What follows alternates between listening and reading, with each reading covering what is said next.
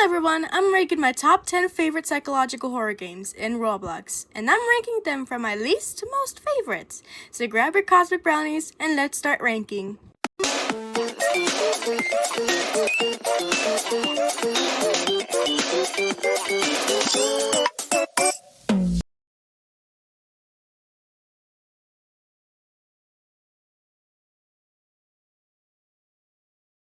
I'll be ranking these top 10 psychological horror games by their storytelling, pacing, and how insane they can be. Warning, these games do have unsettling images that's not for the easily queasy, so you have been warned. On number 10, we have Beyond the Shelf. Beyond the Shelf starts off with their protagonist getting up and doing his daily chores. Wake up, get breakfast, sweep the floor, chill out, and feed the bird Archie. Everything seemed normal until the last bag of bird... Hey, that's not bird food. Anyways, until the last bag of cat food runs out. Things start to get weird. On the third day, our protagonist receives a billing summary that gives us a lot of information about who our protagonist is. Patient name, John Morgan. On this summary, John Morgan had fractured his cranial area and was sent to the hospital for an MRI scan. There he stayed in the ICU for 14 days, and then sent to a physical rehab center. But there was something else that happened. The surgeon who repaired his cranial fracture left a note. Fracture pattern does not align with expected blank trauma. Injury appears precise. Further blank required. Other notes under the ICU states, unusual neurological responses recorded, and incident report filed regarding abnormal patient behavior on February 19th. On physical rehab states, patient displayed avoidance behavior in presence of blank surfaces. Neurological evaluation states that secondary activity patterns detected beneath baseline readings, meaning he did not reach the normal or expected level of activity in his brain. Lastly, the doctor? What? My bad. Lastly, the doctor's note summarizes it all. Patient discharged, but not recovered. Warned family, they didn't listen. If symptoms persist, do not bring him back.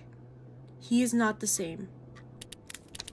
John replies with a, guess my clone's racking up bills now. Seriously, who is this? John is not the same person he was back in February 14th, 2004, because he doesn't remember anything from it. He then continues his chore, telling Archie he deserves better, and heads off to sleep.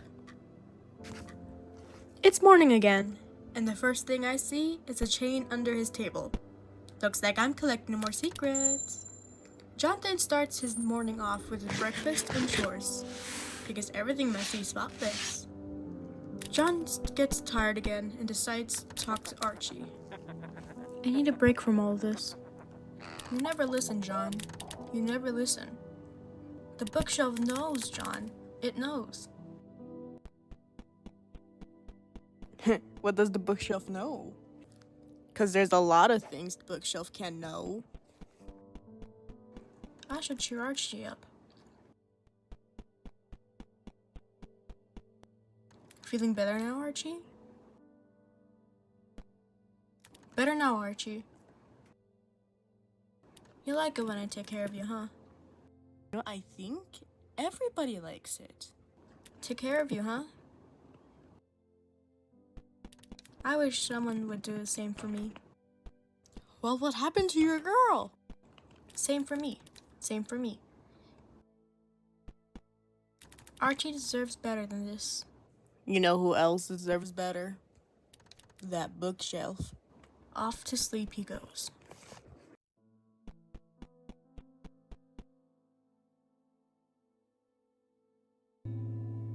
John finds himself reminiscing about Evie, his possible lover.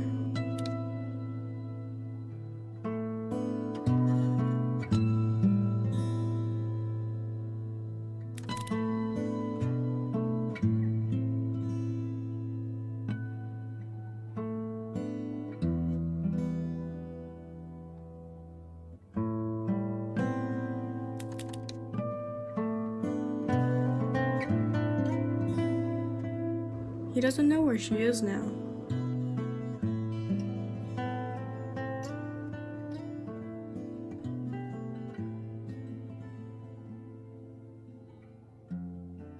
It's pronounced as Ivy, not Evie.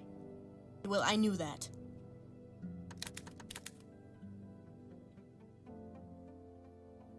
He wakes up again.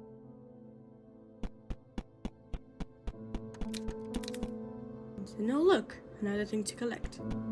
A possible sign that this was used to escape. He does his chores once again and heads over to Archie. It's not locked anymore, John. Open it.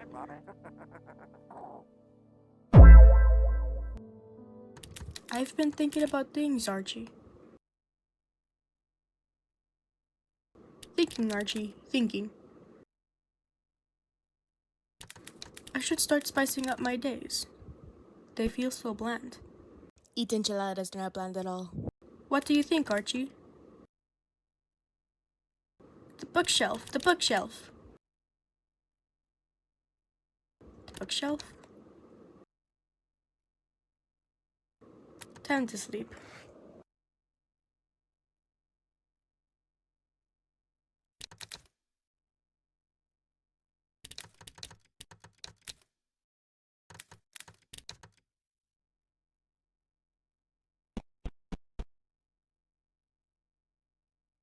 He finally pushes the bookshelf away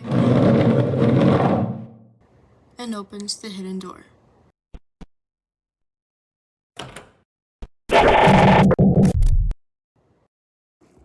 There we find Evie and a pool of blood splattered everywhere. Guess someone tried to escape. We enter John's mindscape, finding Archie in there with him. An accident? Is that what you tell yourself? Is that what you told her? I didn't mean to. I didn't mean to hurt her. I loved her. Love? Is that what love looks like, John? Blood, tears, silence? Stop it. Stop twisting things. I'm not twisting anything, John. Your truth. The mountain is waiting. The void is calling. It's time, John. Decide.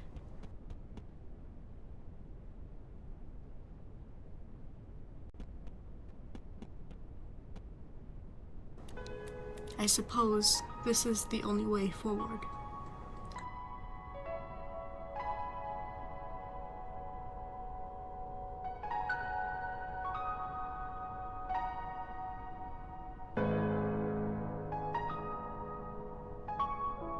Then it ends here.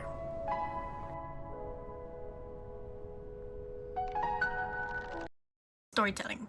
I liked how we gained a lot of information about our protagonist from the letter. However, I wish we knew more about our girl Ivy. I mean, come on! She needs some more screen time. When we opened the door and see Ivy there, I was like, no.